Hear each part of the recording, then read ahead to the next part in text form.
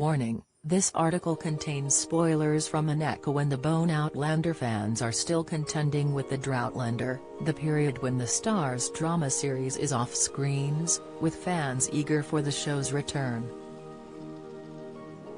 In the meantime, some viewers have been revisiting previous seasons of the show and even the books in preparation for the penultimate outing. Others have questions about some of the plot points in Outlander in the forthcoming outing. Why didn't young Ian go back to Scotland?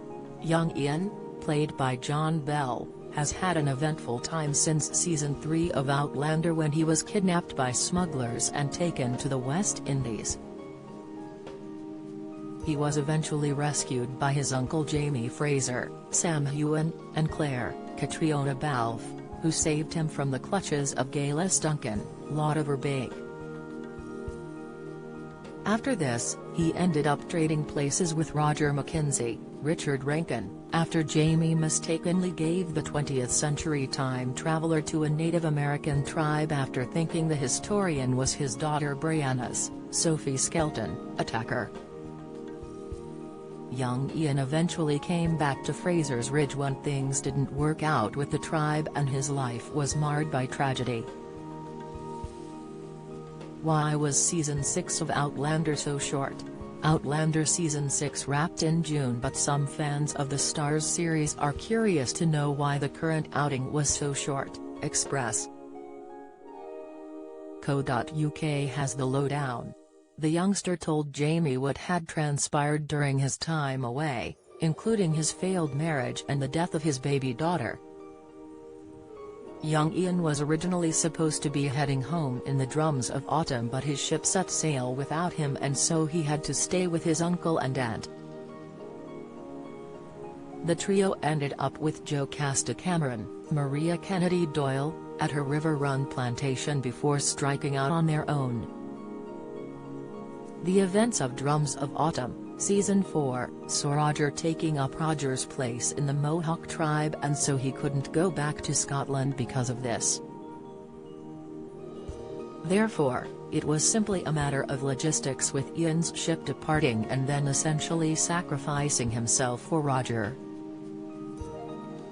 But in the 7th Outlander novel, An Echo and the Bone, Ian does indeed go back to Scotland as he revisits his homeland and his family.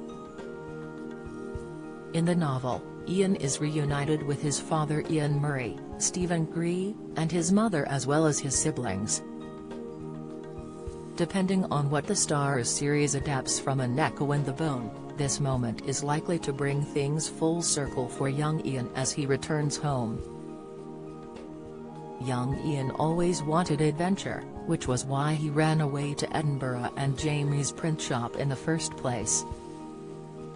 Therefore, his decision to stay in America feeds into this, as he has wanderlust and isn't content to just remain in Scotland.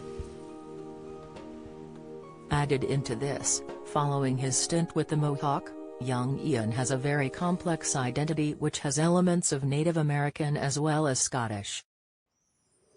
This identity is expected to shift further in Season 7 if he goes back to Lallybroch, as well as his arc into the 8th and final season. Don't miss. BBC licence fee could increase while top earners rake in millions. Update: This morning turns chaotic as fans blast unprofessional Allison. Viewer reaction: Helen Skelton emotional over broken Gethin Jones. Latest: Previously speaking about Ian's return to Fraser's Ridge and opening up to his uncle, actor Bell told The Dip, "I do think Hess found some peace. I say some because I think Hess been traumatized, sick, as well, through his experience. It's not been easy. And as we see Ian progress, I think he does tend to get a bit darker as these demons still haunt him." Adding, "Yes, Hess got peace, but his tendency to violence will also be informed by his past." Outlander Season 7 will air later this year and Seasons 1 to 6 are streaming on Lionsgate Plus now.